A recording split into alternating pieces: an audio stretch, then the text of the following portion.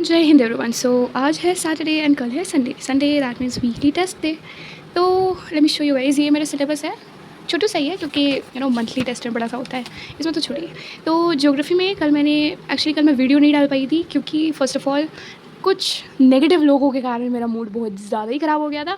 And चलो कोई बात नहीं, वो मूड ख़राब होने से अपना कर्म तो नहीं रोक सकते। तो कल मैंने क्वांटम नंबर्स किया एंड लेक्चर मैंने देखा, कुछ समझ नहीं आया। तो फिर मैंने अपने 11th का नोट्स निकाला एंड उस समय जब मैं बना रही थी नोट्स ना, सुनील भैया, इफ़ यू नो PW के, वो पढ़ाते थे 11th में एंड 12th में भी।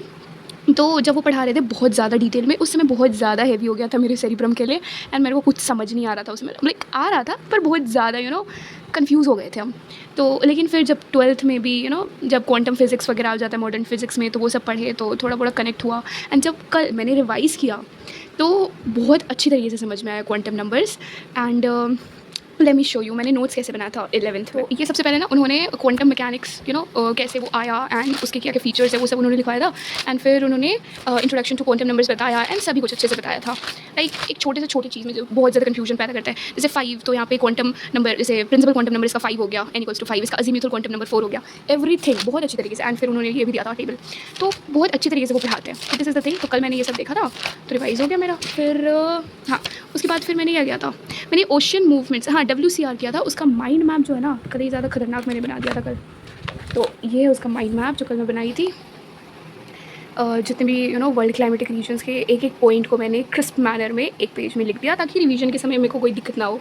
एंड क्वांटम नंबर्स का भी छोटा सा ये माइंड मैप टाइप बना दिया। उसके बाद फिर आते हैं हम लोग दूसरे चीज़ पे। कल मैंने ओशन मूवमेंट्स किया था लेकिन रात को किया था, तो फ़ोन में ही मैंने नोट्स बनाया था। तो ये है उसका नोट्स, मैं अटैच कर दूँगी स्क्रीन पे। हाँ, तो कल मैं ना मैथ्स बिल्कुल नहीं कर पाई थी एंड पॉलिटी भी नहीं कर पाई थी, इसमें रिच करना था मेरे को। आज मैं सोच रही हूँ हिस्ट्री पॉलिटी पूरा रिवाइज कर लूँ। बायो का कंट्रोल कोऑर्डिनेशन है, ठीक है। हाँ, फिज़िक्स में जो है ना करंट इलेक्ट्रिसिटी आ रहा है, तो देखते हैं इन सब में से। मेरा देखो, हिस्ट्री बचा है, पॉलिटी बचा है, इको बचा है, बायो का कंट्रोल कोऑर्डिनेशन बचा है, फिज़िक्स का करंट इलेक्ट्रिसिटी, मैथ्स का ट्रिग्नोमेट्री, इतना कुछ बचा है। कल मेरा टेस्ट है। मैं सोच रही हूँ फिज़िक्स का करंट इलेक्ट्रिसिटी जो है ना, वो मैं अपने 12th के नोट्स से रिवाइज़ कर लूँ। एक्चुअली 12th का नोट्स चैप्टर 1 है ना ये फिज़िक्स का, तो उसमें अराउंड 100 पेजेस का मेरा नोट्स बना था, इंक्लूडिंग जितने भी क्वेश्चंस रक्षक सर ने कराया था। पर ऑब्वियसली मैं वो वाले नोट्स तो बिल्कुल अभी प्रेफर नहीं करना चाहूँगी। तो मैं सोच रही हूँ ये वाले नोटबुक में मैं 12th के जितने भी शॉर्ट नोट्स हुए करते थे ना, मैं वो बनाती थी। जैसे बताती हूँ, ये सॉल्यूशंस के नोट्स हो गए और ये करंट इलेक्ट्रिसिटी के नोट्स हो गए, तो 3-4 पेज के नोट्स हैं। तो this I will be doing, बाकी डेरिवेशन तो नहीं करना है। तो ये सारे, ये बेसिकली मेरे 12th क्लास के जितने भी शॉर्ट नोट्स हैं ना, उसके कॉपी है।